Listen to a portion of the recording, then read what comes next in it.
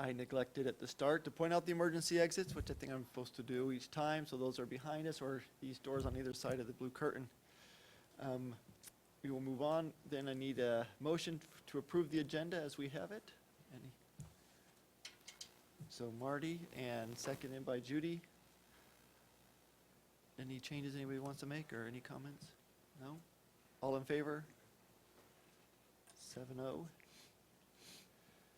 To communication, I believe we do have a student representative today, right? Nick Rosen. Nick, if you'd like to come give us your report.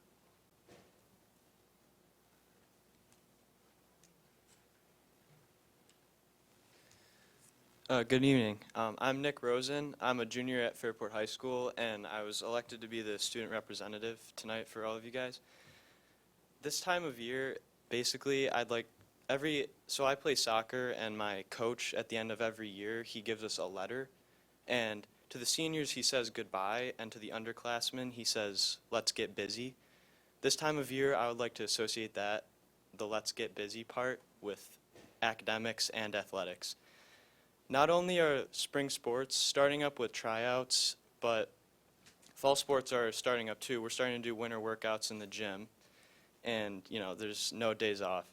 So as far as athletically, that happens. There's also academics, and I'm a part of, junior fever, I guess. I don't know how you call it, but I'm at the point where I'm getting a lot of homework, and I'm staying up till, 11, 12 o'clock every night. I don't like it, but if something has to be done. So this is the time of year that, it's really picking up. Also, the pressures of junior year are starting to get to me too, because college application process starting to ramp up. Really got to start thinking about your grades and where you want to go. College visits, you have to start doing that. This is something I didn't realize you have to be so involved. But moving on from that, when I stay after school for certain clubs and stuff, I'm seeing drama club working on a play. They're in the one hallway there by the auditorium. They're always, dancing, talking, so they're working on a play. I've seen that. One cool thing that happened earlier, but now our students, is an exchange program with Irish exchange students, Dublin, Ireland.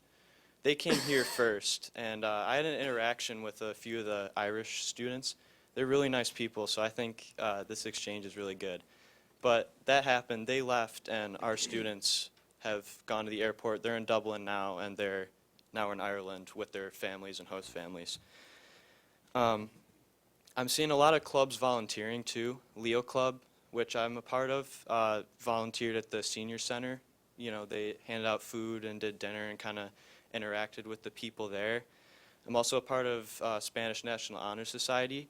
And Foreign Language Week is coming up, and they do a cool program called Pulsera, which people in foreign countries, third world countries, they make bracelets, and they ship them over here, and we sell them. And the profits, the money paid by students that we sell them during lunches, the profits made, we send it back there and to benefit them. So that's a really cool thing we do. And personally, something I'm really jealous of to close off is next week what's going on is for February break, a select few students are traveling to London. So I think that's really cool. That's something that I might want to be a part of because I like traveling. So, that's the gist. We're getting busy. People are doing things, so that's what's going on. Thank you. Thank you, Nick. I think I got tired listening to you, right? Just not in a bad way, but soccer, Leo Club, Spanish, school. No wonder you're up till midnight. Can we vote him in more hours in the day? Thank you for your presentation. From a president's report, I don't have much. We just met about 3 weeks ago, and different activities that were going on. Joyce, thank you for your email about last night, the positive feedback. I had several people come up to me too, I shouldn't say several, two, who said they're not ready to have it over, right? They've enjoyed their participation. They have learned a lot, which is indeed something we all kind of know, that there's uniqueness. Matt, they had a lot of compliments for you as well, the knowledgeable information that was brought forth to help them understand school financing. And I just think we have a tremendous opportunity to keep it alive in some ways, the people who want to stay involved and can be good advocates for us. So I hope we will take advantage of where we are with such a wonderful group of people who are truly excited to stay on and and help out. Disappointed that in the weather, we had our National Board Certified Teacher press conference, I hope postponed, right? Postponed?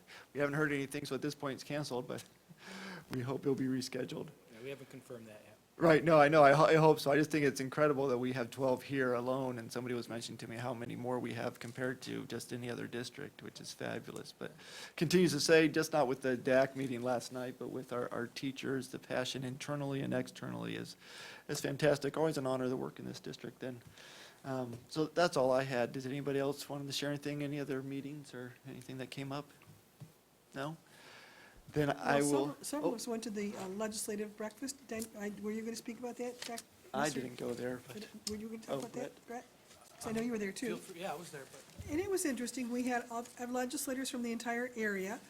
Most of them gave us a history lesson that they give us every year that says the governor is the one who sets the budget, and talked about what it means to have a strong governor versus a strong legislative process, and they admitted that the governor is stronger than they in terms of his power, and what he wants is what they will get.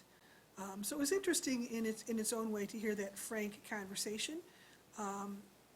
Many of them are very understanding of the needs that schools have, but no one's willing to commit and say, oh, yes, let's end this problem of the tax cap, or, oh, yes, we'll give you more money because you can't raise the taxes in the ways that you need.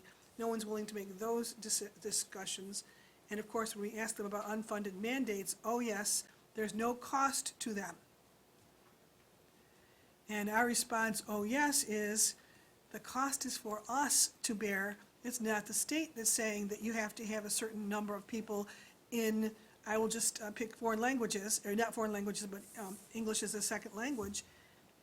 The mandate came out, and there's no cost to the state to have more staff. The cost is to the school districts. And they always have this surprised look on their face. Just interesting that they always are surprised to hear that they passed a law that had no cost. So I just wanted to share that, and also to make sure that anybody who was here last time should recognize that there were no boos at that meeting, despite what we may have heard. There wasn't my take. So see a theme? that's my report. so Brett's going to give us a report about superintendent, but long-term plan, our progress in that.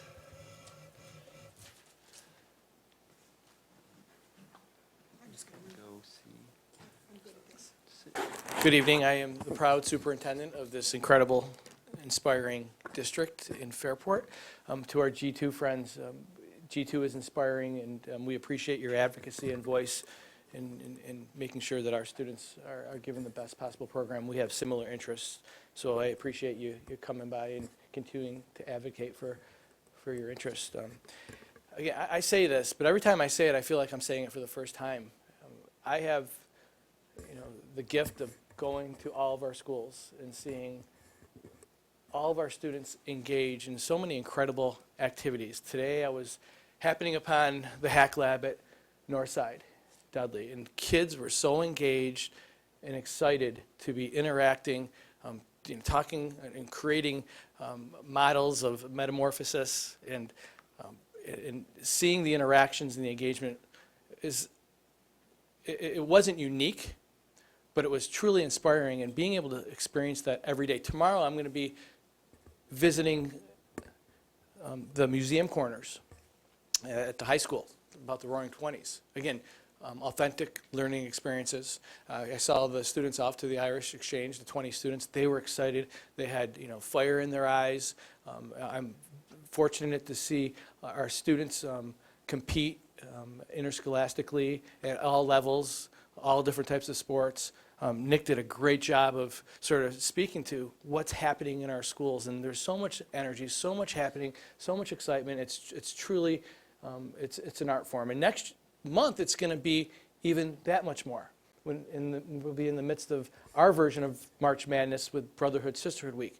That's where we're celebrating our ideals of care, and seeing the students interact with each other from the high school and the elementary schools and the middle school students this year.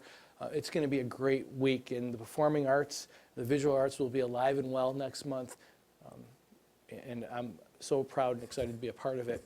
And I can go on, and I know we got to get through the agenda, but behind all these incredible events are incredible educators. And they're here in the audience tonight, and they're continually showing up when they don't have to be here because they're interested in what we're doing here. I appreciate all the support staff here, the administrative staff, and the teachers that are in this room and throughout this district, because without you and your support, these great things don't happen. Right? The board has the vision. You make it happen. And speaking of the vision of what we're trying to accomplish here, you like that segue? I had to get out of there, but I just jumped into our DAC timeline. I think it's worth reviewing this timeline so we have a consistent, documented, articulated sequence so people can continually see that we're on pace to achieve our strategic initiatives, and which will eventually lead to our strategic planning. Yesterday we had our Big Rocks meeting, which I'll be talking to you a little bit about what we learned from the Big Rocks meeting in the upcoming slides. But tomorrow's a big day when we have the strategic plan writing team.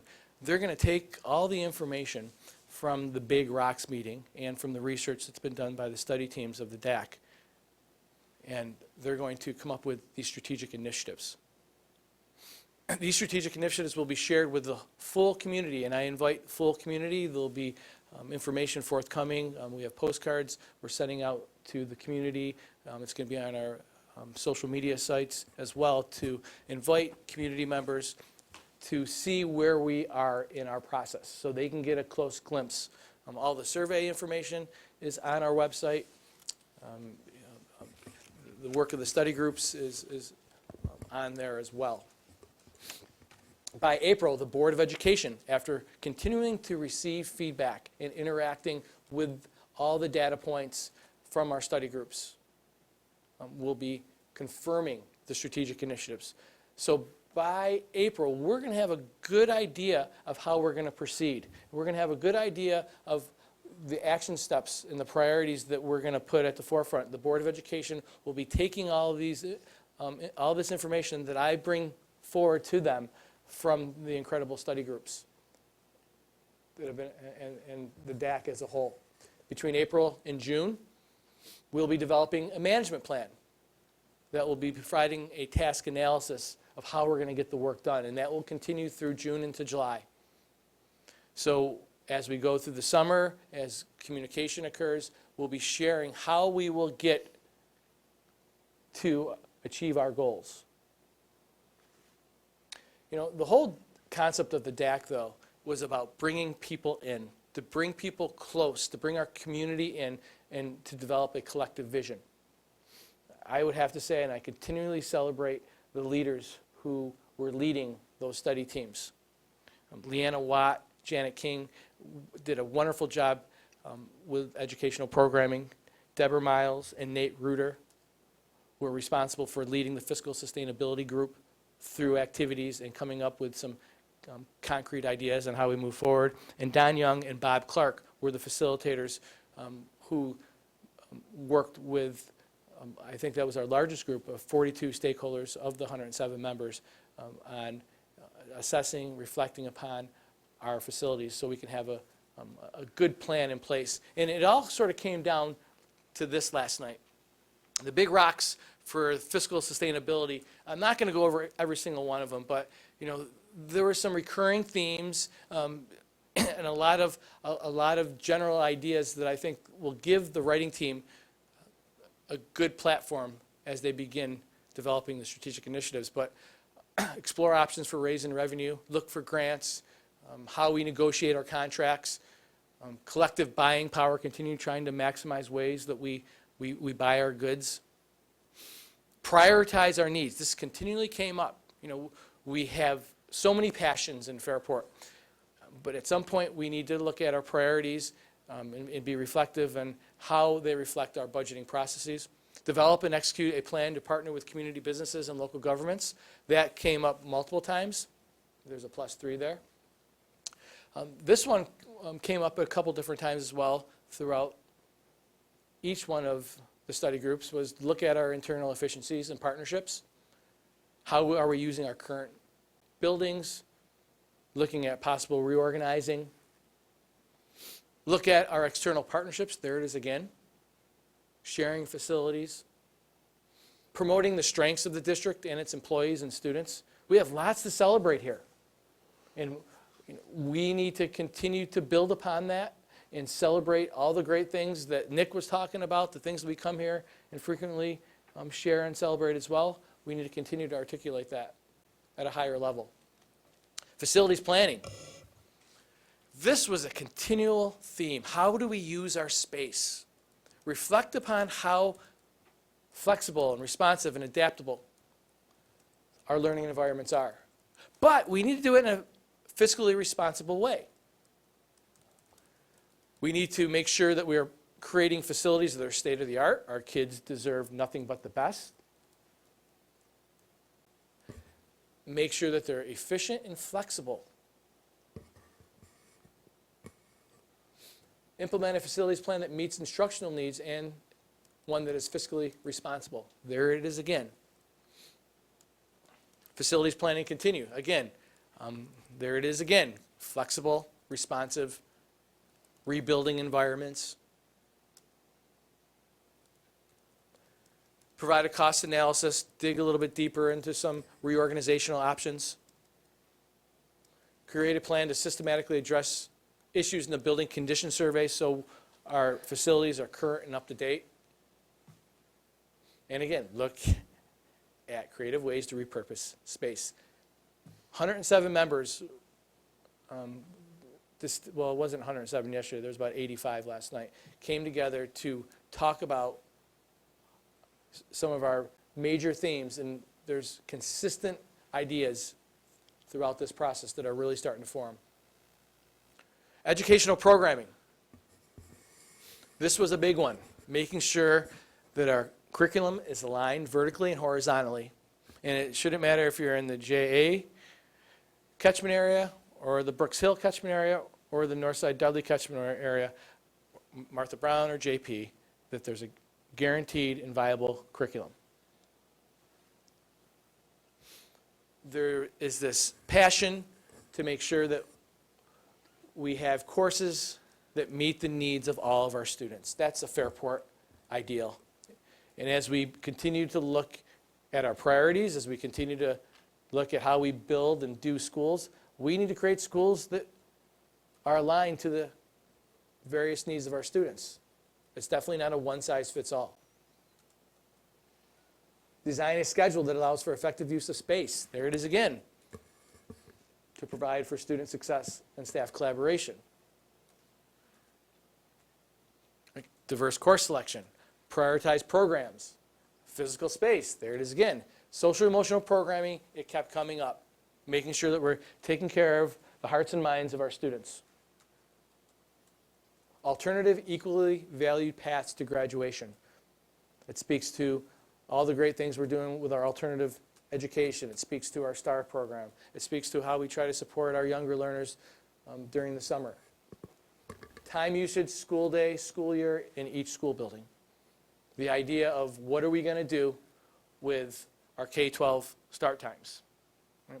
So before I get to that, though, I just want to emphasize behind each one of these ideas, there's these incredible executive summaries that were produced by each study team. And these study teams created these executive summaries to give to the writing teams.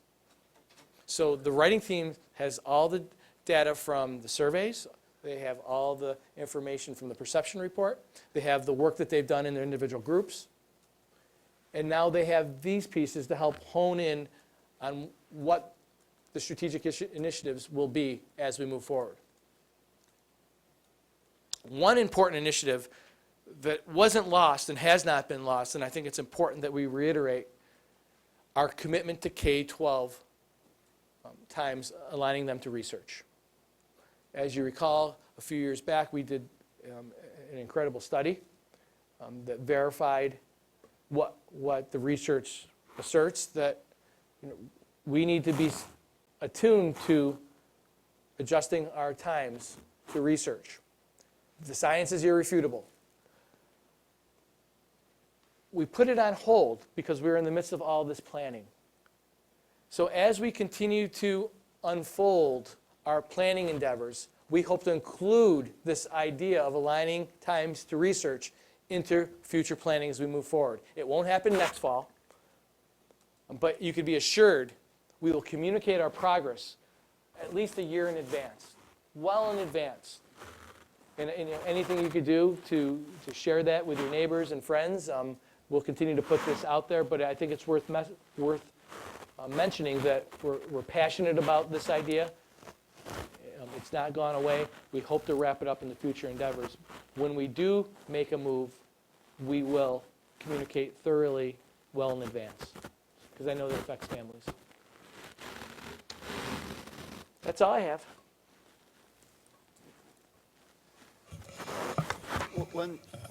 You can come back over here, but the one data point that occurred to me that we were going to have, but I didn't ever hear about it from the facilities group, was the space utilization study Labella was being done.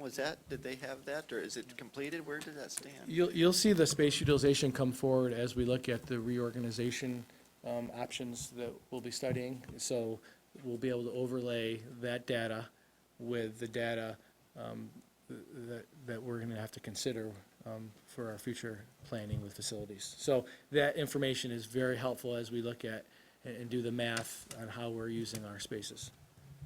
And I'm probably getting ahead of myself. I'm just taking a note, though, for when we start seeing the long-term plan get written, that part of measuring our success, our progress, so we're able to report back. Although I thought very optimistic and positive outcome last night, not just outcome, people were very positive, optimistic that this was going to have an impact on our district. There has been, we learned from community surveys or perception data, that sometimes many of these things we put a lot of energy into it, then we set it on the shelf, which is obviously this board doesn't have any interest in, this person on the board doesn't have any interest in. But to me, that's part of it, right? Measuring how we're going to measure ourselves and be able to constantly report back, see, we are making progress towards our strategic initiatives. It's been a board expectation since the moment I got this job. I remember the interview questions about having the expectations for a strategic plan to make sure that everybody knows it's transparent, it's measurable. We're constantly reporting out on it and trying to give you progress updates, sort of like what we've been doing with the District Advisory Council. I went to this timeline because we're going to get used to, as we do our strategic initiatives, is to look at timelines and task analysis so we can gauge our success, so we understand our priorities and when they're going to occur, and we'll be reporting on that in a very sequential, designed, intentional manner. And that's what the strategic planning is about, so everybody knows. So it's a board priority, and I don't think that's going away. Right, and that was certainly a consistent theme we heard across the executive summaries and the DAC input, community input, is the need to communicate and link our initiatives back to what we've heard, the input that we've heard, right? And, I know that we do effectively communicate in terms of we communicate a lot. I'm not sure that it's effective and people are digesting it the way we intended to. So it's something we need to keep on talking about and communicate in the different venues that we are, on the district webpage, Facebook page, Twitter. I think I see a strategic initiative being formed right here. I know. So I think that, that's a passion I know of the boards, is to make sure that we're always communicating and, people are aware and part of the process. And as we strategic plan, that could definitely be a part of it. In the group I was in last night, some people wondered if we'd have periodic updates where they would be invited back to a meeting to hear what's been done and different things. We have now a list of probably about 200 community members with their emails and addresses who have said that they're interested in being a part of our schools. So we will continue to tap into, that list, that passion and that interest to be a part of our processes. And it's a great, it was a great gauge because people want to do more. I think people were coming up to me, they were disappointed that the process is coming to an end from their perspective. And I was saying it's just beginning. from our advocacy in the future to how we are going to interact regarding our next steps. There'll be opportunities. It's exciting to see that people still want to be a part of it. Thank you, Joyce. And Judy told me to stop talking. You can say that many times if you like. Yeah. Gave me more airtime, so thanks. Okay. Any other comments for that? Then we'll turn over to Matt for treasurer's report and investment report. Okay, thank you. Good evening. The treasurer's report we have in front of us is the month of December 2017. We had a beginning balance of $71.4 million. Total receipts for the month of $2.3 million. Disbursements of $10.1 million for an ending cash balance of $63.7 million. Of the $63.7 million, there are funds in $51.6 million invested in vehicles other than money market accounts, such as CDs and insured cash sweep account. The breakdown of that is about 43.5 in CDs and 8.1 in the insured cash sweep account. Matt, with long-term interest rates starting to creep a little bit higher, I assume that these are all relatively short-term investments? There's money locked up through April. I mean, these have been long-term investments so, dating back to have July. you So from a thought about- cash, Yeah. from a cash flow standpoint, we are there's 81% of our cash is tied up right now in the investments. So Right, we've but- been investing the funds that we have. But short-term? Some 6 months, so more Yeah. longer term in the school year. Okay, Yeah, those that's- funds need to come back to us before June 30th. Yeah. From a cash flow Right. standpoint. So as you look at what's happening on a macro level, do you anticipate that we get a little bit more interest income on that money next year? Yeah, the interest for this school year in 17-18, that money will actually, you won't see that money until those mature. So that interest will hit the general fund when those CDs mature. Okay, and then next year, obviously. Next year rising would be in the interest rates- same investment strategy we've continued to Yep. do. Again, in the months of July and August, we have aid from the previous school year that still hasn't come to the district in forms of cash, such as BOCES aid and some general fund state aid. So the money in terms of cash starts hitting the district when the tax funds come in Okay. the fall. So just I'm curious, I know you can't be specific because they all have different rates, but in general, what's the window of interest that they're earning? Oh, gosh, we had this prepared to talk about at a audit and finance or at a workshop recently. So I Just don't have it with me. It ranges ballpark. anywhere from 1 to 1.3 or 4, Okay. roughly. All right. Yeah, again, I could Right. get you the information in terms of that, but Again, we could definitely bring this to the board workshop and if our agendas allow it, so. Yeah. Yep. I mean, I think long-term interest rates going up has both negative and positive. The positive would be that any interest income we are getting, next year, as we invest more funds next year, on the same short-term level, might increase. to yeah, some degree. by short-term, long-term for us in terms of the fiscal year, to Yeah. ensure the cash comes back, but Yeah. short-term, because But we're not- it is more of a year. Yeah, we're not investing for 6 to 10 9 Yeah, months. what's your Yeah, it's what's 6 your definition of short and long term? I think? Right, so, the long-term for us, for the cash flow would be 6 to 9 months. There is a CD that we do look at monthly in terms of reinvesting that, each month, whether it be a T-bill CD. So I should have mentioned also, it's actually a mix between CDs, T-bills, and insured cash sweep accounts, Okay, so. thanks. Yeah. And the audit finance committee, due to can't remember, some conflict came up, right, so we had to cancel it for the month of February. We'll be meeting in March. I bring that up partly because as we move on to the consent calendar, we did have the profit loss for the lunch fund in there, and because the audit committee didn't get to look at it, we've moved it out for all of us then to kind of look at it if you have questions or not, because other than, we haven't seen it much more before you have. But we do have the approval of the consent calendar next on the agenda. Need a motion to approve that. Maureen, and second, Joyce. All in favor? 7-0. And personnel actions. So the first set A there goes through the bottom of page 4, right? So the long-term substitutes, creation of a full-time position, teachers to be mentors. All right, substitute teachers, teacher immersion fellows, substitute teacher resignations, and then athletic appointments. which takes up a lot, resignation of coaches, and then retirements. So all of that is included. Need a motion to approve those. Kevin, second. Judy, any questions around in this area? Discussion? Please. Yep. Creation of a new full-time teaching position, do we have to go through the whole process of finding someone, letting someone from the district to do this? How long, it says not until March, but I know we've got students there now. What's happening in that particular situation, if you don't mind? Sure. So we've already internally posted the position to allow eligible FEA members to transfer if they wanted to. The vacancy is at Fairport High School, due to the students who need to be serviced there, based on new move-ins and the needs to service those children.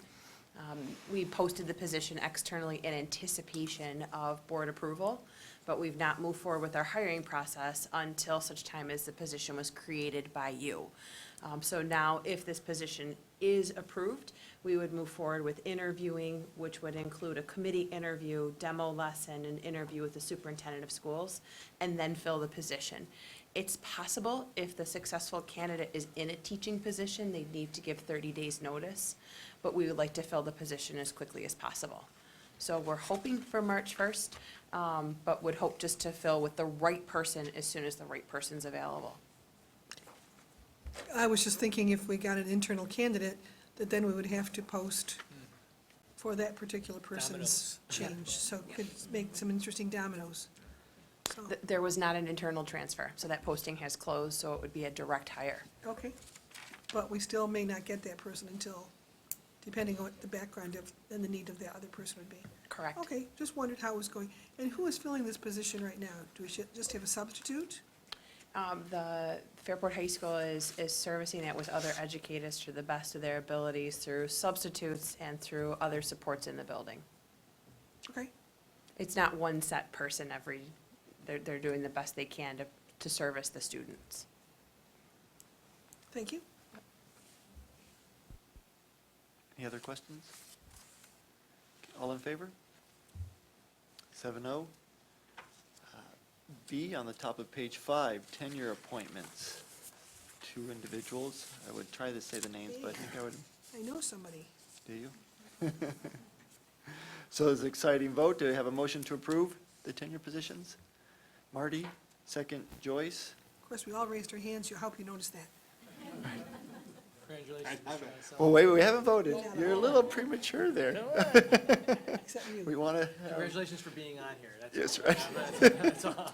Let's drag this out. No, any comments or questions before, and then we'll get to that. All in favor?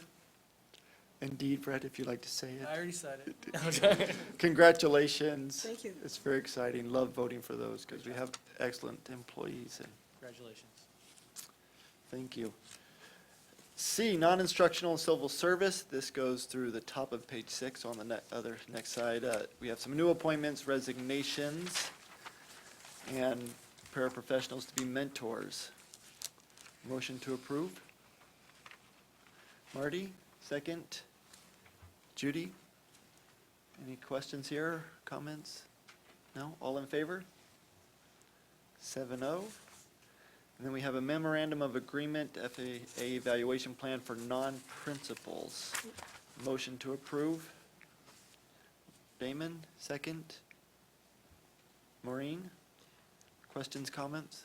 How is this different from, didn't we approve something last month to make sure that we got it done in time for the state requirements? This is for our non-principals, it wrapped up separately from. For these- non-principals, yeah, okay, I missed yep, that. This would be I our knew we had done assistant something, and I was principals, like, directors, yep.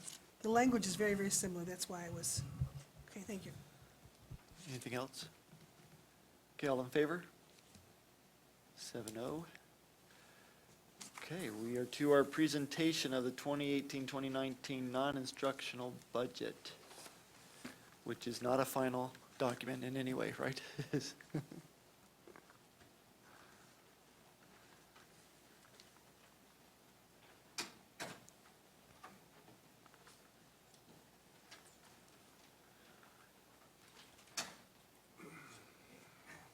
Thank you very much. Thank you, Mr. Stevens, for working so diligently on this report. I'm going out again.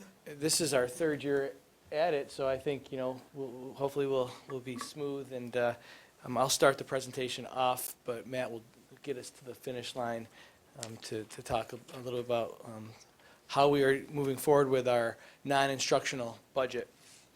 The governor's budget proposal, the history of state aid, the trends of the budget and tax levy increases.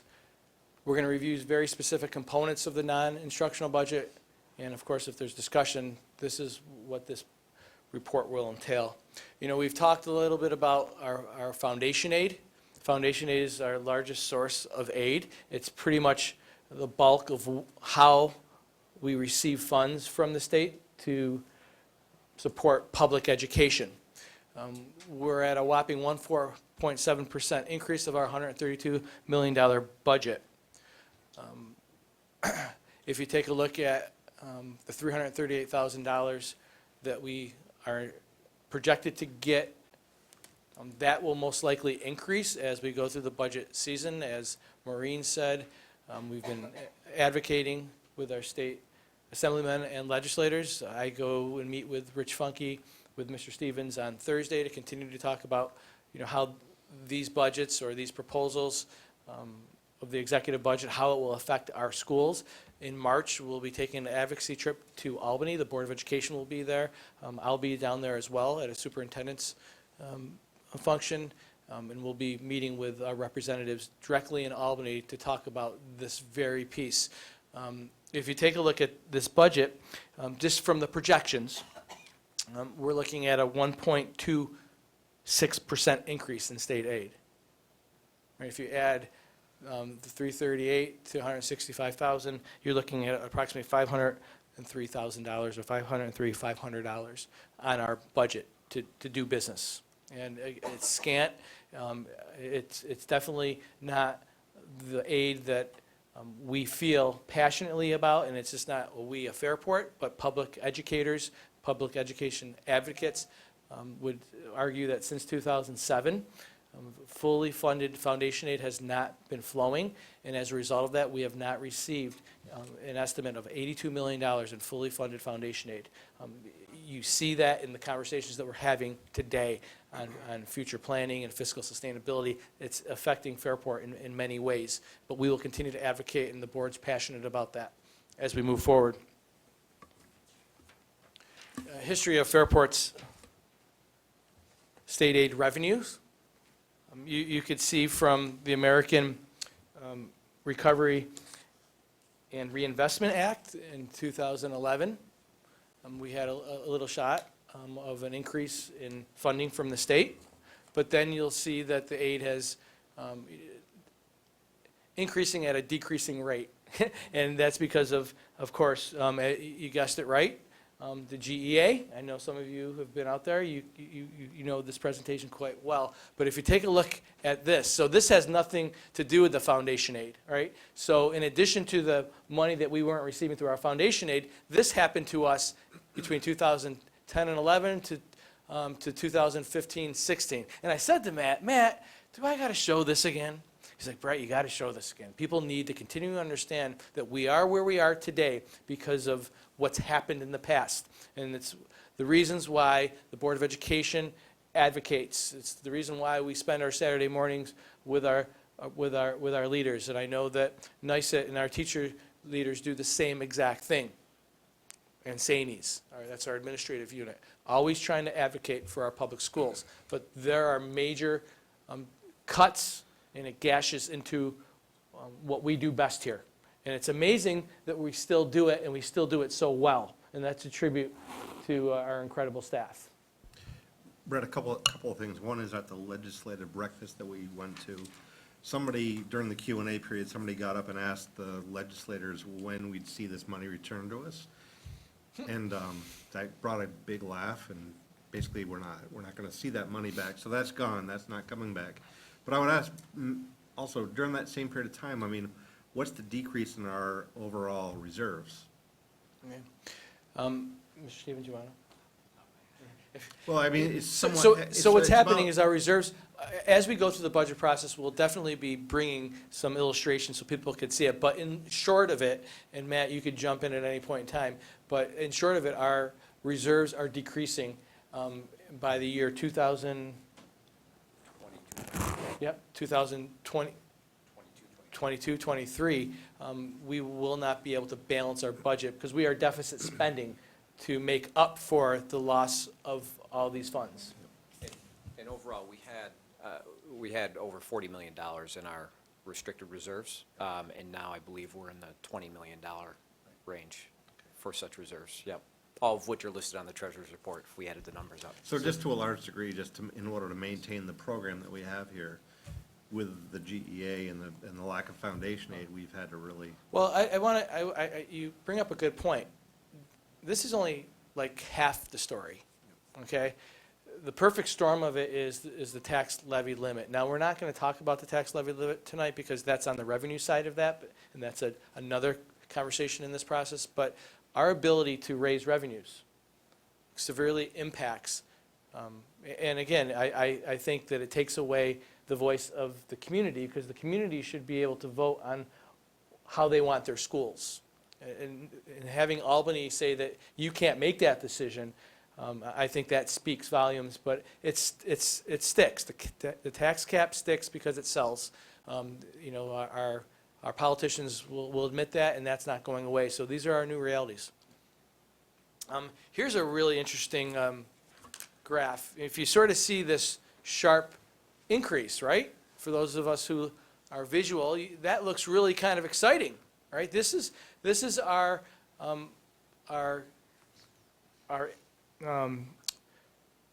GEA restoration right here.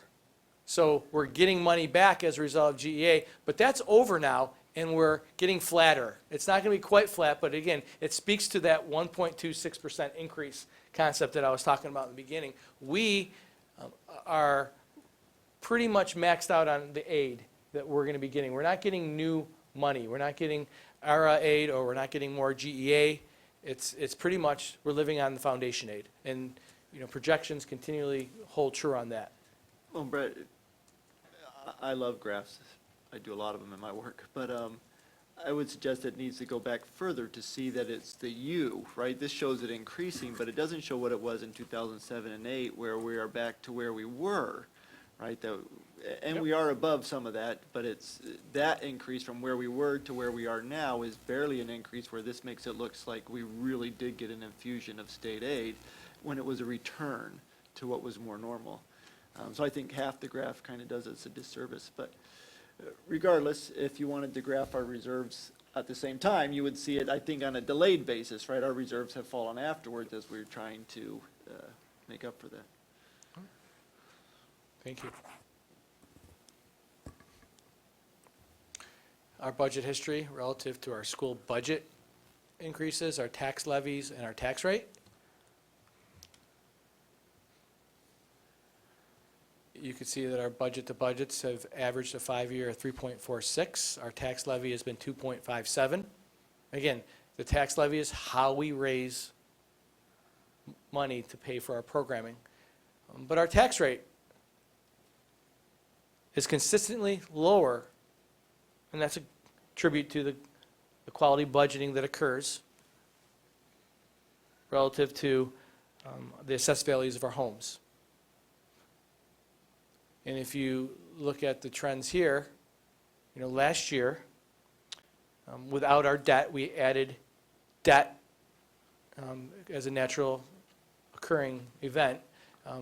It was a 1.6 increase. So it speaks to the commitment to being stewards to our budget and making sure that we're getting the most value out of our dollars for quality education programming.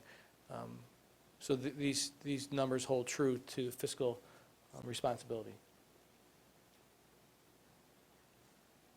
The non-instructional budget. Again, we talk about, I have been talking about all the incredible resources and people and the human capital that it takes to make all the great things occur in our district. These components impact success of our Fairport Central School District. Behind the components are our people. And we'll be talking about these lines, the general support line, the transportation department, employee benefits, debt service, and other interfund transfers. And Mr. Stevens will be talking about these 3 bullets and the 4 bullets at the end to close out our presentation here. Part 1, general support.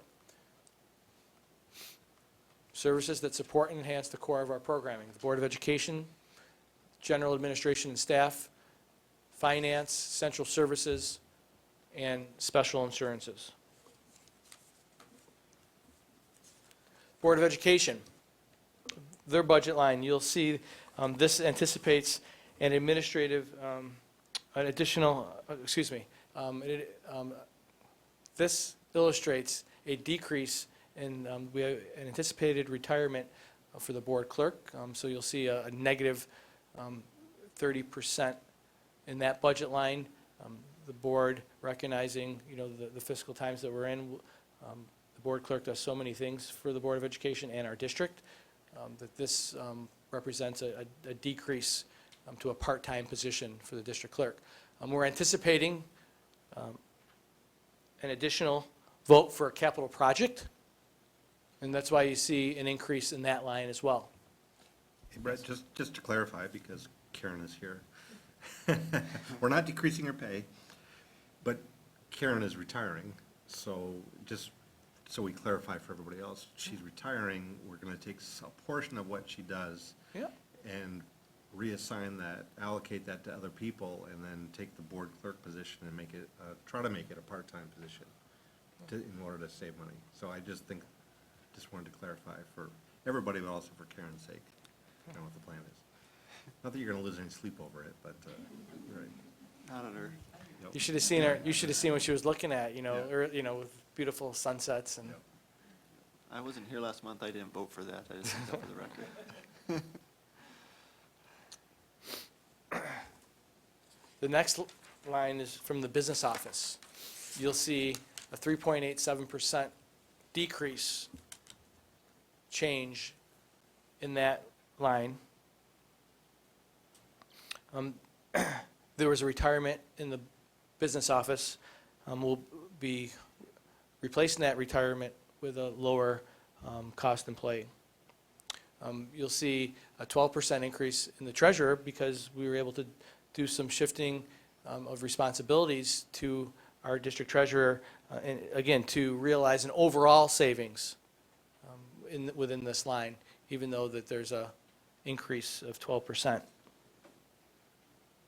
Fiscal agent fees, we're required to report our district debt, and these are the fees that are associated with that, from $3,000 to $4,000.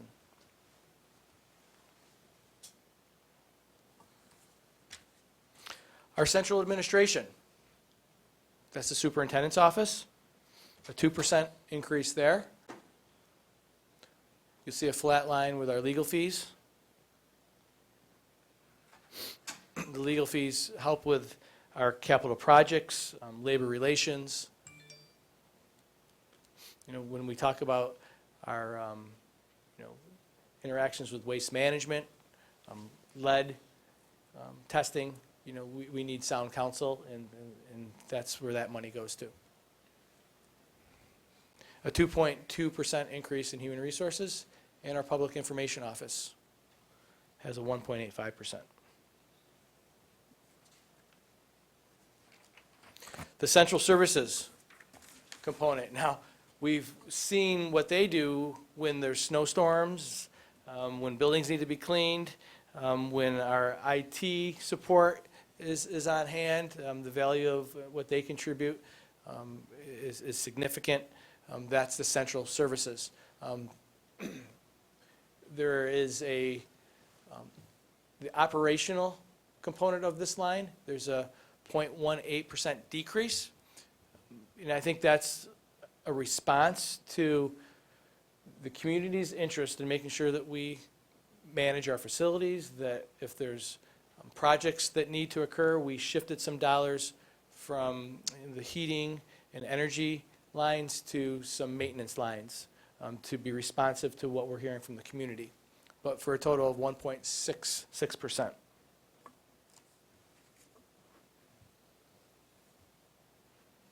Again, this is another component of central services that speaks to our informational technology, our cooperation with BOCES, and the many computer systems and networks that we need to sustain our organization. Special items. Insurance costs, school association dues, sewer and water, taxes, all continue to increase. These are, what type of insurance is in that line item? This is all of our property liability and student accident insurance items. And are we part of a consortium for that as well? Yeah, for the general liability insurance, the district has, it's through NYSER, which is New York Schools Insurance Reciprocal. So many, it's really governed by school business officials across the state. Okay.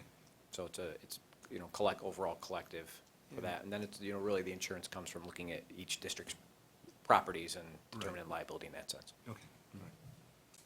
Yeah, I mean, we have a real live organization here. I mean, there's, many responsibilities that we have to fulfill. We need to do them right, and it takes these resources to make us go.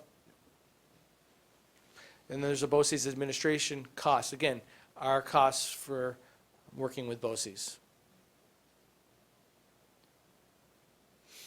If you take a look at our total general support and summary, we have a total increase of 1.85% across all those categories that I just went over. We'll be talking more about these as we move through the budget process. This is just our initial formal presentation. We talked about it at our board workshop as well. We were able to adjust some lines and make some, some quality choices to support our budget thus far. It's early in the game. You'll see some ebbs and flows as we go through the budget process, but this is just where we are today. I'm going to transition to Mr. Stevens to talk about transportation and our retirement and community resources. Thank you, Mr. Provenzano. Again, the next piece we'll talk about will be the transportation portions of the budget. We're getting into benefits and the community service lines and debt service. So to start with the transportation, you see a large increase here in the transportation budget of 8.3% on the top line here.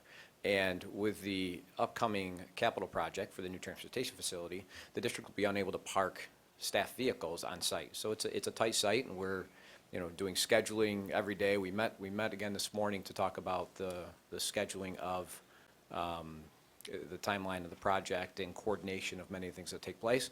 So this involves really about $356,000 additional funding for budget to shuttle our drivers from another building in the district at Minerva over to the transportation center. So that means our drivers need to come in earlier in the day. We'll have to have some shuttle drivers to actually get them over, as well as the monitors to come in. So their time will start when they get to the district, and then we have to shut them over to there. Without that, $356,000, I think it's important to note that the budget increase would only be 2.25% on that top line. So it does add a significant increase to that line itself. Next is the garage building, so that's some related equipment to support the bus garage.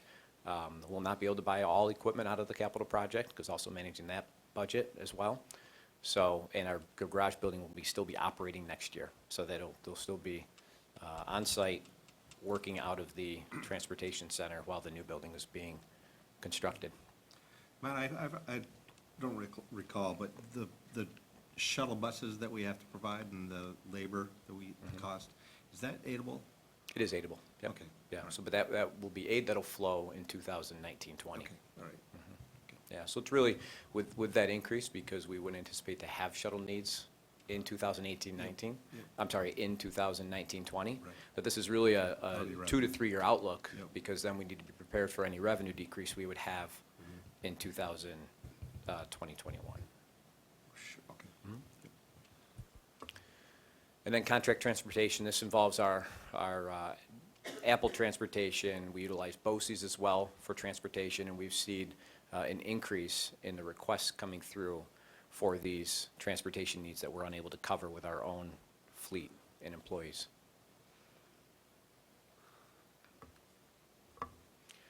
And these are just some of the variables that we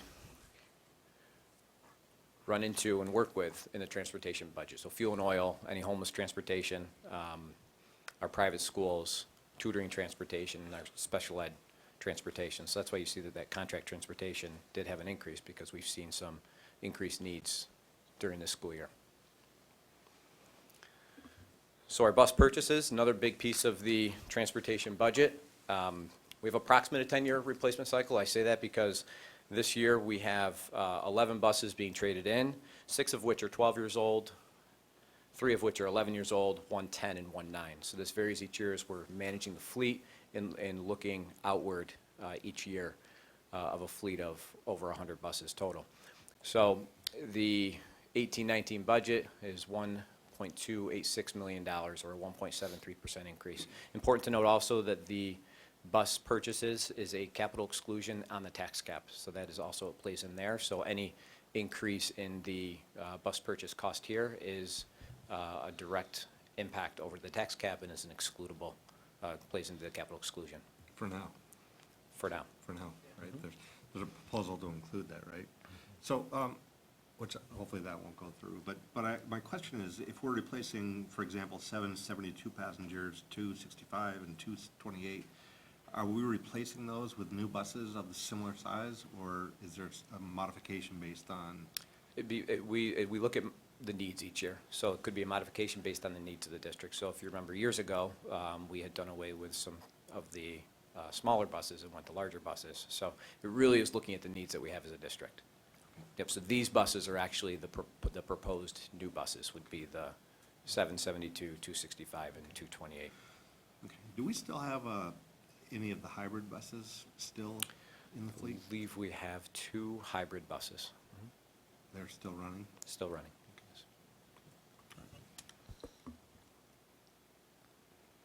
And the district does purchase buses entirely out of the general fund, so we transitioned to that years ago, rather than borrowing for the buses and incurring an interest expense on those as well. So here's a quick summary of the bus purchase cost. So the initial cost is $1.3 million, trade allowance of $32,000. It becomes more of kind of a salvage value at that point. An important note this year, we have talked about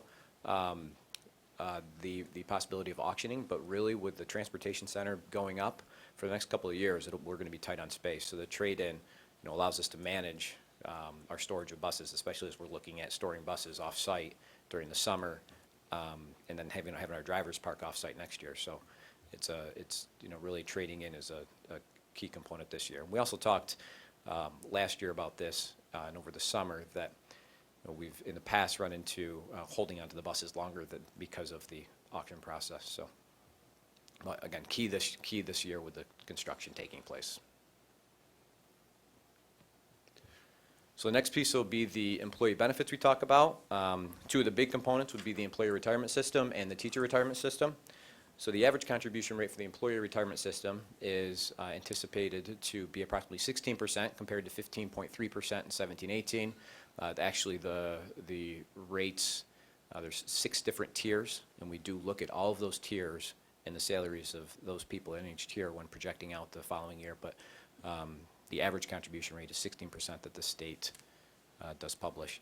And then the teacher retirement system is anticipated to increase to 10.63% from 9.8% in 17-18. So in years past, I think if you remember, we did have some decreases in these rates, which did help the budget, and we did have some decreases in the ERS and TRS costs for the district, but with the slight increases and compounding salaries, it will be ultimately an increase in the pension costs for the district.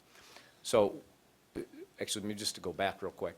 To explain what that means is what 16% and 10.63% mean is those are a percent of the salaries of employees working in the district. So for those that are in the employee retirement system, the district has to pay 16% on average percent of those salaries to the state. And 10.63% of those in the teacher retirement system currently working to the state. So you can see our projected budget for 18-19, 10.5% increase in the ERS system, 12% in teacher retirement system. Our health and dental, about 7.75% increase, and other benefits such as our FICA Med, Social Security costs, life insurance, unemployment insurance, disability, and our workers' comp. Workers' comp, we're part of a consortium for that as well. Social Security is going to be 7.65% of total salaries being paid in the 18-19 school year. Just to understand the overall equation for that, just taking the ERS as an example, it's 15.3% this year, it's going to 16% next year, which is a 0.7% difference, delta, growth, positive. Given the salaries compound, so the salaries are larger, that blows it, that expands it out to 10.51. Correct. However, if the, you know, and that assumes that the staffing levels are the same. It assumes that Right. the staffing levels are the same as current year. Right. And factors in any new staffing that we've had to add in this year as well, and projecting out for next year. Okay. The next piece is the interfund transfers, and this is the, where the district pays debt service. So you see about a 2.8% increase in debt service.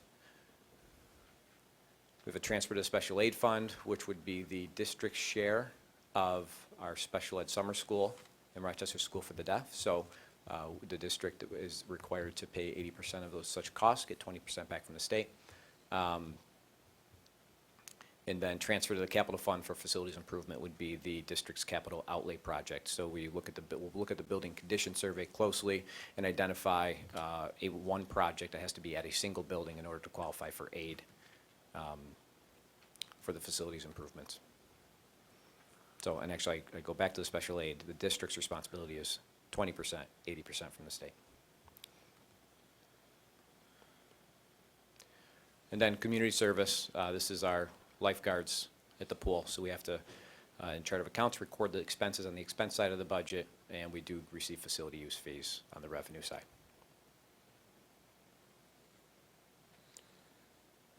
So the overall summary for the non-instructional budget, including the general support that Mr. Provenzano went over, reflects an overall 6.01% increase in the non-instructional budget, or $3.6 million. And the bulk of that coming from the employee benefits area of the TRS, ERS, FICA Med plays into that, as well as the health insurance. And then of that $573,000 increase in transportation, like I mentioned, about $360,000 is related to the needs to shuttle our drivers over to the transportation site next year.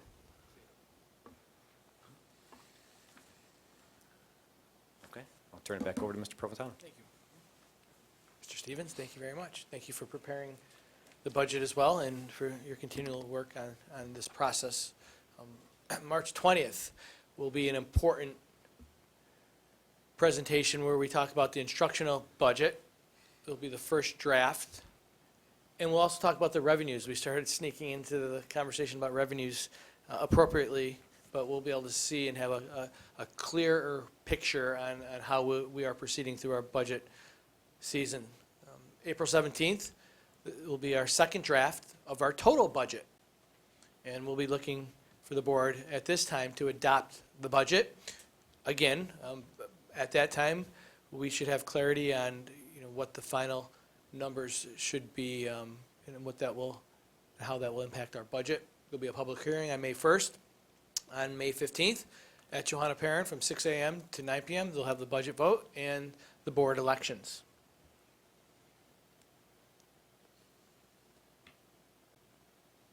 Any questions? Thank you.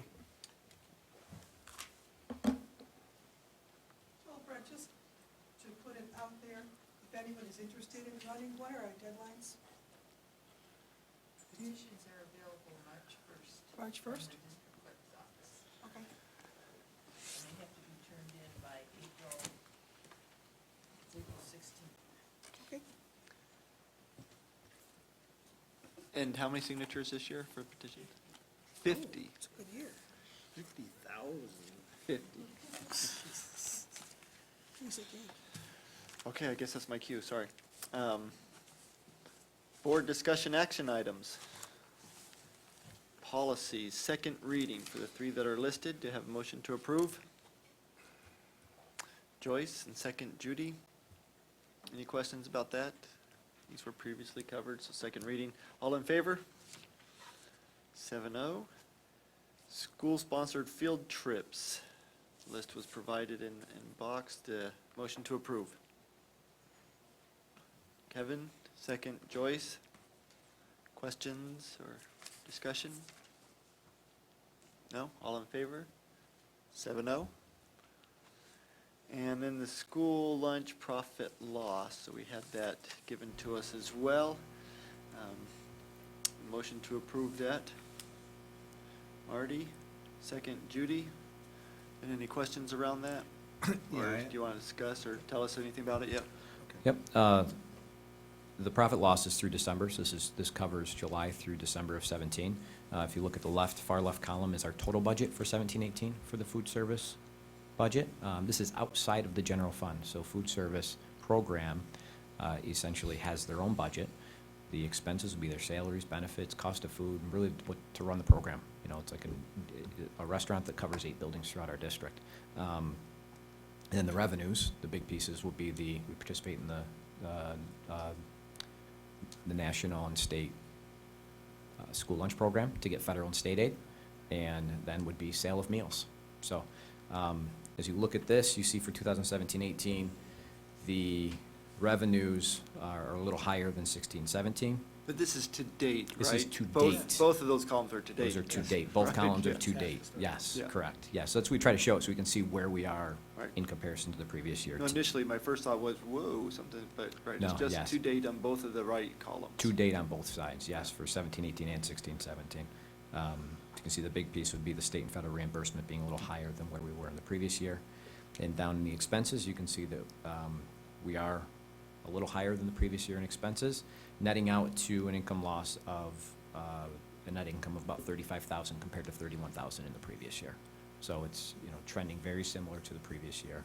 I can tell you that the food service director and her staff and team with the managers do a phenomenal job in, you know, purchasing supplies and trying to predict how many students will be eating each day. So those numbers are watched very carefully throughout Taco each Tuesday, month. And- it's the big one. So, Yep. Matt, help me understand though, the budget that we allow, we have a budget of 2,262,000 this year, correct? Yes, And if you say, well, half a year, we're at 732, really 4 months out of the year, mean- out of a 12-month year. So September through December. If Okay. you think about kids in session, then we have January through June. okay, so it's not a linear half. It's not a year. linear half Yeah, year, okay. correct. All right, okay. Definitely not session. It is half our fiscal year, but right, school year, right, it's not half. Correct, yeah. rules, right? Yep. Again. Calendar year, yes. School Gotcha. year, no. Right. Yep. Thank you. Thanks, Matt. Other questions around that? Okay, all in favor to accept? 7-0.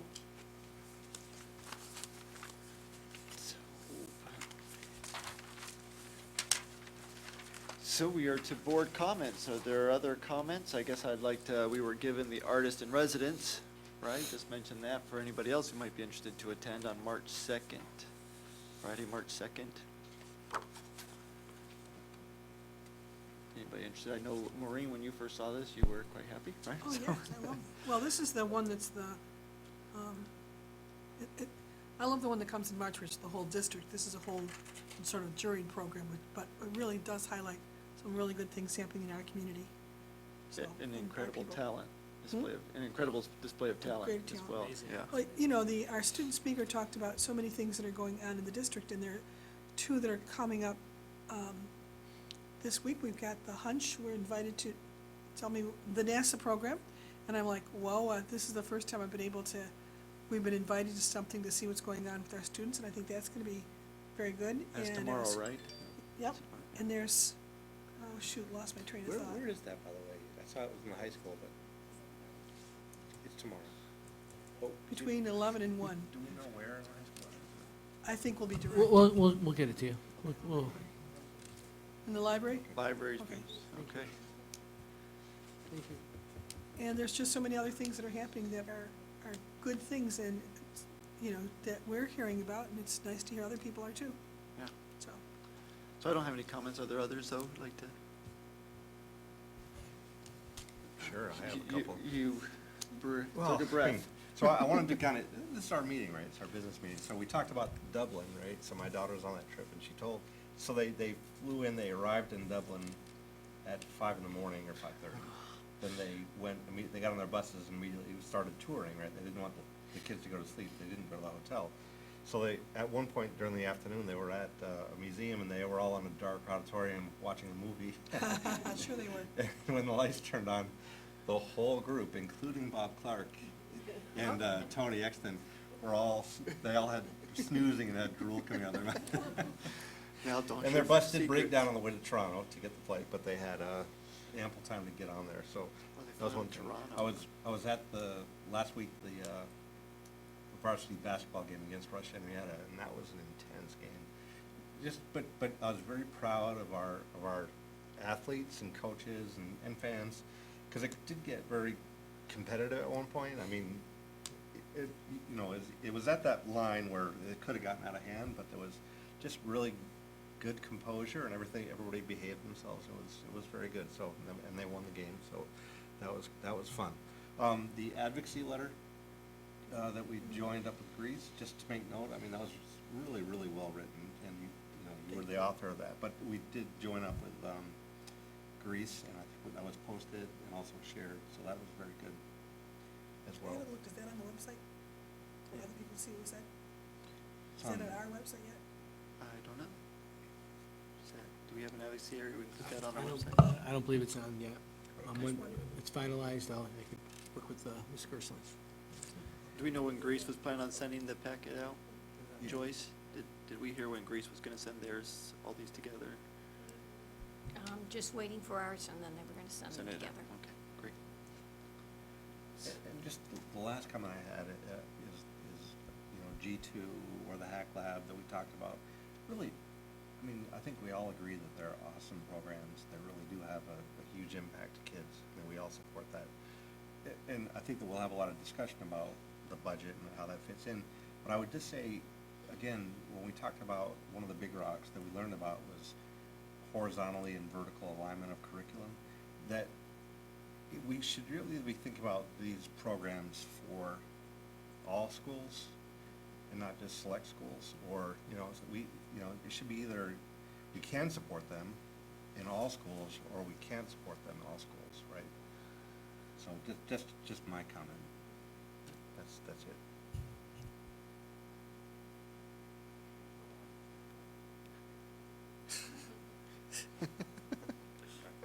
Well, I need to. Okay, we have anticipated executive session. I assume it's no longer anticipated. We are going to make a motion to go into executive session. Joyce, second. Kevin? And before we vote, to those when we come out, we are not making any decisions and won't have any further discussions or items to vote on, so we will just go into executive session, then we will adjourn. All in favor? 7-0.